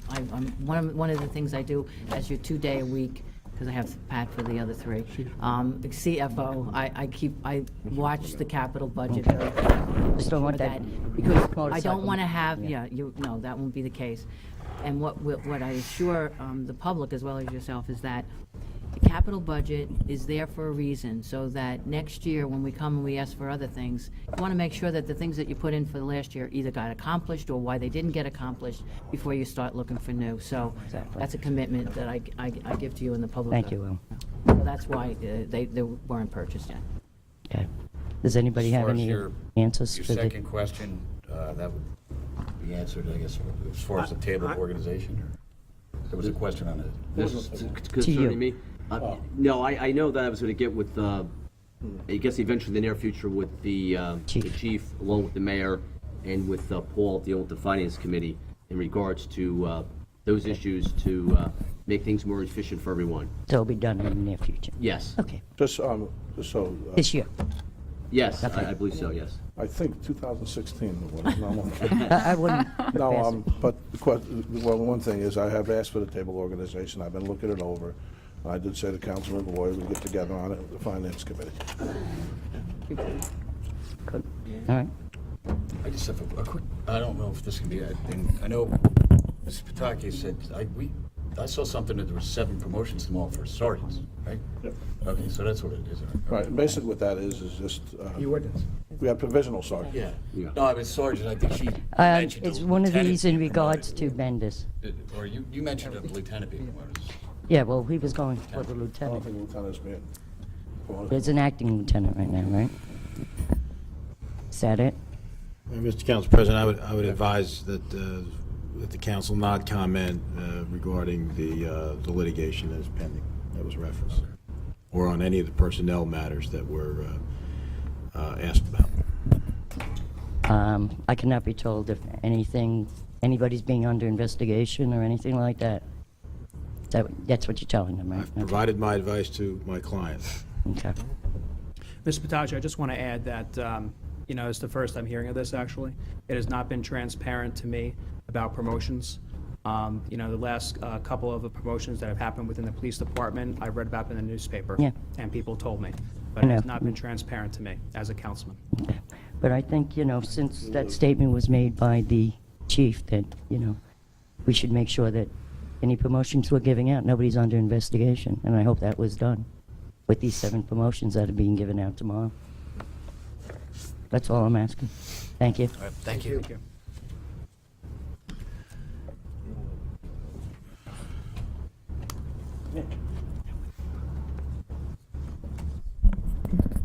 Nicholas Homiak, Lake Hiawatha. I'm here again. I have a paper again. It concerns Waterview, and it's for a proposal for a new traditional neighborhood ordinance.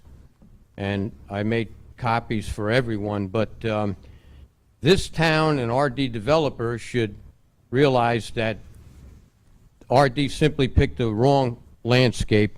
There's more reasons not to develop this property than there is to do anything other than preserve it in its entirety for open space.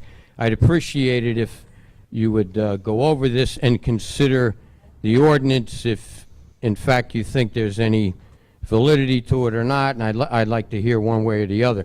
And I have a question, if it's possible to break the code of silence. I'd like to know exactly, from Mr. Inglesino in particular, why exactly is this lawsuit that RD has against the town not frivolous, and better yet, why the judge hasn't thrown it out.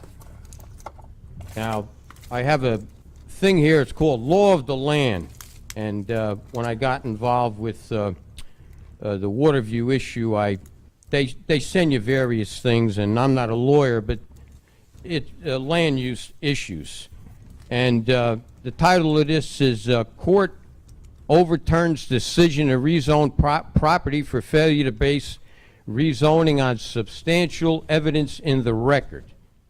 And it cut it short. Before property is reclassified from one zone to another, there must be proof either, 1, that there was a mistake in original zoning, or 2, the character of the neighborhood has changed to such an extent as to justify rezoning, and that the public needs exist for rezoning. The end result, without physical evidence to support a change in the character of the neighborhood and a public need for rezoning, mere comments from the petitioner and the individual board members were not enough. Although the board action carries a presumption of validity, there must be sufficient evidence to conclude that the rezoning decision was fairly debatable. The court concluded such minimum evidence was not included in the record. They weren't allowed to rezone. This happened in the state of Mississippi. Now, I find it hard to believe that there could be that much difference between Mississippi and New Jersey when it comes to communities and land use. There's a lot of difference. There is? Yes. Yeah, well, anyway, I'm gonna... Y'all need to know that. I'd still like you to... but is there... Is there any way you can break the code of silence about why this lawsuit is not frivolous and why the judge hasn't thrown it out? Well, we have a motion for summary judgment pending before the court. That is a dispositive motion, meaning that if the motion is granted by the judge in whole, then the case would be dismissed. But that motion will not be heard. I can't recall the exact date, but it won't be heard for a couple of months. The RD Realty's response papers are due fairly shortly. Then we'll have an opportunity to reply, and then there'll be a hearing unless the case is settled. So there hasn't really been an opportunity for the court to quote unquote throw it out yet. If there's anything to these two presumptions, though, in this case, I would think that they have a lot of validity right here in New Jersey, because there is no Mississippi law is not controlling in New Jersey, particularly with respect to zoning. Zoning laws are very state-specific. New Jersey has a very unique municipal land use law that the state of Mississippi is. I'm sure you could make the argument in favor of the 26-acre plus preservation. And I'm sure you have the power to get that money from the county or the state or whatever also to acquire the property in whole. I have a lot of confidence in you, Mr. Ingleseed, even though you may not think so. I appreciate the confidence. All right, and I'm going to present these papers. Thank you. Thank you, Nick. Traditional neighborhood ordinance. Okay, see no one else come forward at this time. Entertain a motion to close the public hearing. Make a motion. Motion made by Mr. Valori, seconded by Mr. Stanton. Roll call. Mr. DePiero? Yes. Mr. Paluso? Yes. Mr. Stanton? Yes. Mr. Valori? Yes. Mr. Karifi? Yes. Okay, at this time, we'll be going into closed session. Resolution, whereas the Open Publics Meeting Act, PL 1975, Chapter 231, permits the exclusion of the public from a meeting in certain circumstances, and whereas the Township Council is of the opinion that such circumstances presently exist, and whereas the Township Council wishes to discuss attorney-client privilege, personnel matters, contract negotiations, and the following litigation matters: Wildlife Preserve, Inc. versus Township of Parsippany-Troy Hills, and RD Realty versus Township of Parsippany-Troy Hills. And whereas minutes will be kept, and once the matter involving the confidentiality of the above no longer requires confidentiality, the minutes can be made public. Now, therefore, be it resolved by the Township Council of the Township of Parsippany-Troy Hills that the public be excluded from this meeting. Motion made by myself at the closed session. Second. Seconded by Mr. Stanton. Roll call. Mr. DePiero? Yes. Mr. Paluso? Yes. Mr. Stanton? Yes. Mr. Valori? Yes. Mr. Karifi? Yes.